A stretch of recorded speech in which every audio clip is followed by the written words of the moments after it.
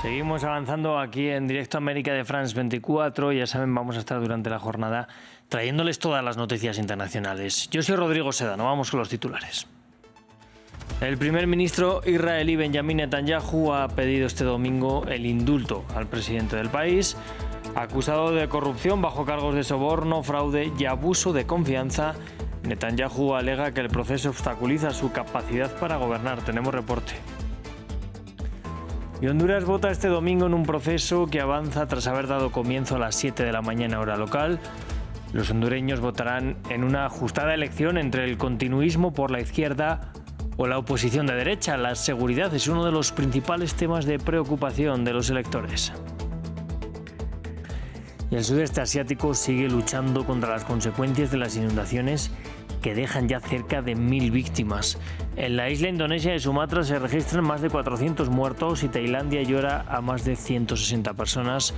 Sri Lanka, por su parte, sigue enfrentando el ciclón Ditua. Comenzamos.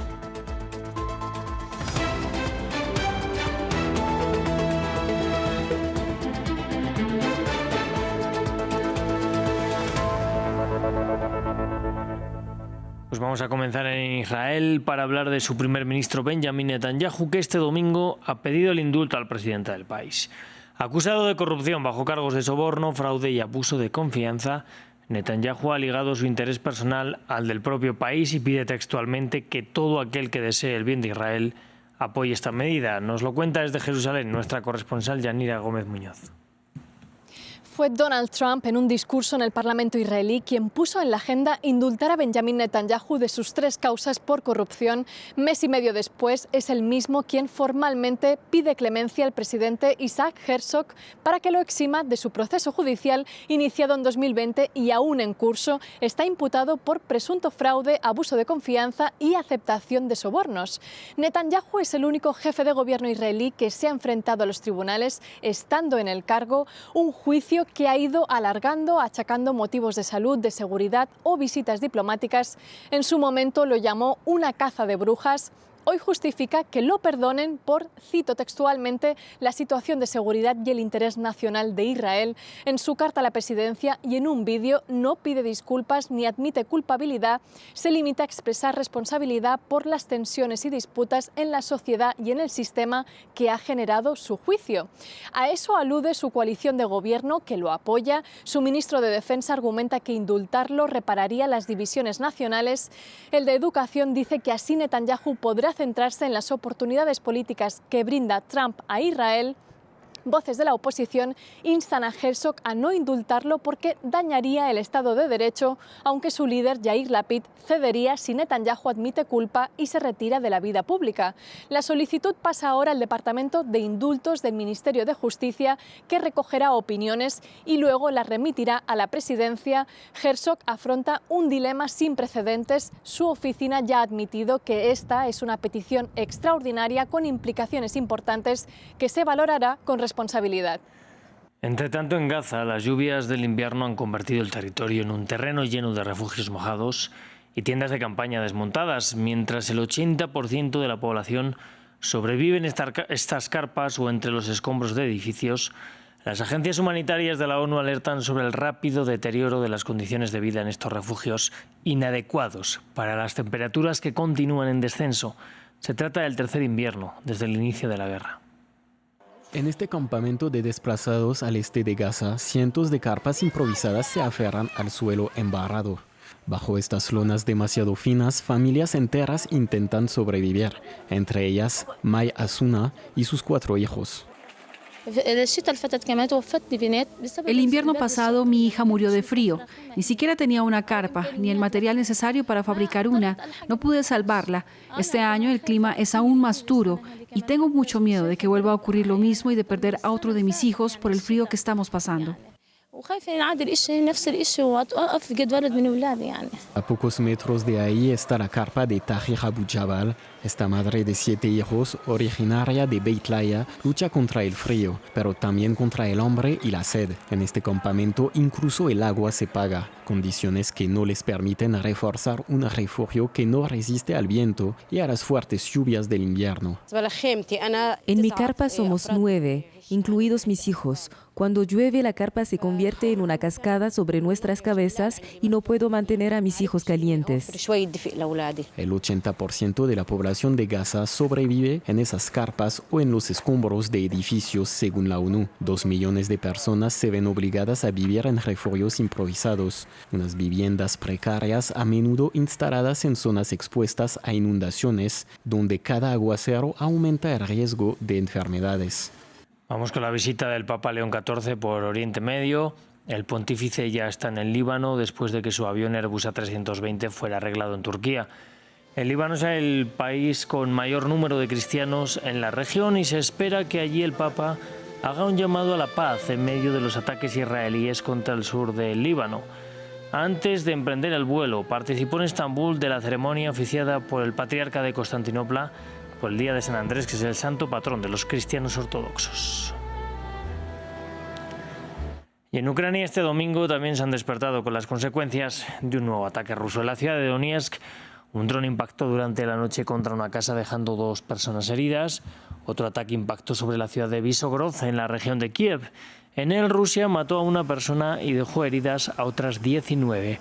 El presidente Volodymyr Zelensky condenó este ataque y dijo que Rusia lanzó 122 drones sobre Ucrania durante la noche. Vamos a Honduras. El país avanza en la jornada de votación tras abrir las urnas a las 7 de la mañana hora local. Estos comicios definirán quién será el sucesor de Xiomara Castro, un proceso electoral enmarcado por denuncias cruzadas sobre presunto fraude y con el pronunciamiento de Donald Trump a favor de uno de los candidatos de derecha. Uno de los temas cruciales para las elecciones es el combate al crimen organizado, en especial al terror que han sembrado desde hace décadas las pandillas. Desde Tegucigalpa, nuestro enviado especial, Andrés Suárez Jaramillo, nos trae el informe. La carrera por la presidencia de Honduras obliga a pensar en la MS-13 y el Barrio 18, las 2 pandillas más temibles del país. El gremio de los transportistas es uno de los más golpeados por la extorsión. Miguel, dueño de un microbús, sufrió un secuestro del que al final salió ileso. Era por la cuestión de la extorsión, que el dinero no le llegaba completo a la mano de ellos. Ya me salieron 2 muchachos encapuchados, uno con una 9 milímetros, y le dijo que trajeran unos sacos y unos machetes, porque me iban a hacer picado. Con 27 homicidios por cada 100.000 habitantes en 2024, la seguridad es el tema que puede definir el voto. La candidata oficialista Rixi Moncada promete continuar con el estado de excepción implementado desde el 2022 por el gobierno de Xiomara Castro, que ha aumentado la presencia de la policía en las calles. A la izquierda. Sí, ahorita hemos tenido el apoyo de las diferentes direcciones para elaborar lo que son operativos combinados y algunas saturaciones en algunos lugares un poco más calientes. En contraste, el candidato de derecha, Salvador Nasrallah, propone mano dura con medidas de seguridad inspiradas en el modelo de Nayib Bukele en El Salvador. La policía, entre tanto, pide de los hondureños mayor colaboración para combatir el crimen organizado. La ciudadanía a veces tiene miedo de denunciar y entonces nosotros necesitamos del apoyo de la ciudadanía que denuncien para nosotros poder hacer nuestro trabajo. Otro enfoque es el del candidato opositor Nasser Riasfura, quien propone mejorar la economía para evitar la violencia de las maras. Al cierre del domingo, las urnas describirán la preferencia de millones de hondureños entre las promesas de continuismo de Moncada, de firmeza de Nasrallah o de desarrollo de Asfura. Y en el sur del continente americano este sábado decenas de migrantes continuaron varados en la frontera entre Chile y Perú. Muchos buscan salir de Chile por temor a ser deportados y el candidato presidencial de extrema derecha, José Antonio Kast, gana la segunda vuelta electoral. En consecuencia, Perú se blindó y decretó un estado de emergencia en esa frontera ante un eventual flujo masivo migratorio. Nos lo cuenta Hugo Caro Jiménez. En la frontera entre Perú y Chile crece la incertidumbre. Bajo un sol abrasador, migrantes esperan poder entrar a territorio peruano desde la región chilena de Atacama. En consecuencia, la advertencia del candidato presidencial José Antonio Kast, que aspira a llegar al Palacio de la Moneda y que advirtió que podría deportar a migrantes indocumentados que estén en su país. Ahora en el limbo, denuncian que tendrían que dejar una nación a la que han ayudado con su trabajo. Por lo menos yo he trabajado en la mandarina, he trabajado en la uva. Ahí la mayoría de las personas son emigrantes, mi hermano. Son ecuatorianos, son colombianos, son venezolanos, son peruanos, son de otras nacionalidades, bolivianos, haitianos. ¿Me entiendes? Son los que mueven el país. Ese país lo mueve el emigrante, mi hermano. ¿Por qué? Porque el chileno no va a trabajar eso, trabaja otras cosas donde gane mucho mejor. Las declaraciones de Kast provocaron la llegada de por lo menos 100 extranjeros a la frontera intentando llegar a Perú. Pero ante esta afluencia de personas, la nación andina decidió blindarse, declarando un estado de emergencia en los territorios colindantes con Chile. El problema que estamos teniendo ahorita es que Perú no nos quiere dejar pasar, regresar a Venezuela. Nosotros no nos vamos a quedar en Perú. Nosotros volvemos a nuestro país, pues esa es la intención. Y Perú no nos quiere dejar dar el paso hasta allá, pues, para continuar el camino. En virtud del decreto, el ejército peruano reforzará el control fronterizo en su región de Tacna durante 60 días, hasta después del balotaje presidencial entre Kast y la izquierdista Janet Jara, que tendrá lugar el próximo 14 de diciembre. En el sudeste asiático, el balance de víctimas por las inundaciones se acerca a las 1000.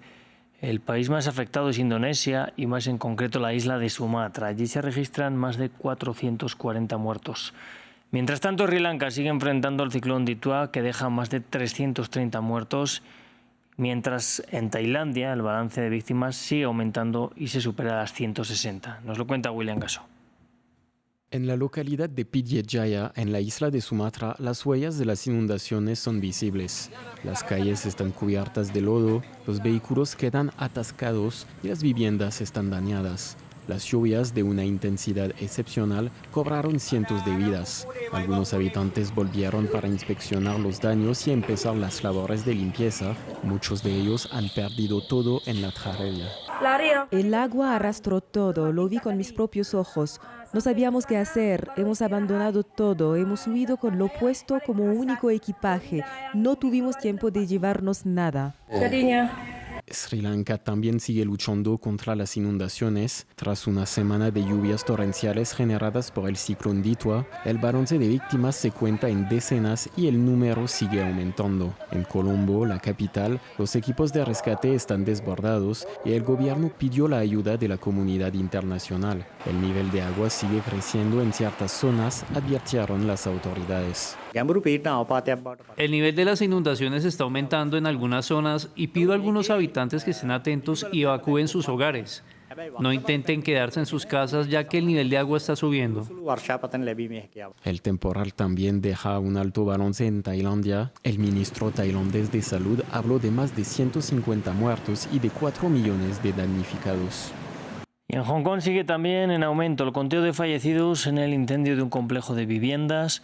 Conforme pasan los días, numerosos de los desaparecidos pasan a engordar la lista de víctimas mortales, que ya suman 146, mientras la ciudad sigue conmocionada por el suceso. Este domingo se ha podido ver a parte de la comunidad indonesia rezando en recuerdo a las víctimas, muchas de las cuales formaban parte de esta comunidad. Our estimated time for the whole search operation is 3 to 4 weeks. Nuestro tiempo estimado para la búsqueda y operaciones es de 3 a 4 semanas, pero ahora soy bastante optimista. Ayer finalizamos operaciones de búsqueda en 2 edificios y hoy también terminamos otros 2 y solo quedan por inspeccionar 3 edificios.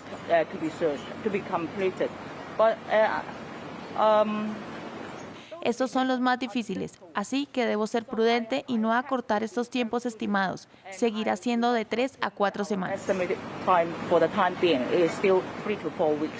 Seguimos en Asia y es que miles de filipinos salieron a las calles de la capital Manila para protestar por un nuevo escándalo de corrupción que salpica al gobierno. Altos cargos del Ejecutivo y contratistas estarían involucrados en supuestas irregularidades en la construcción de infraestructura para el control de inundaciones.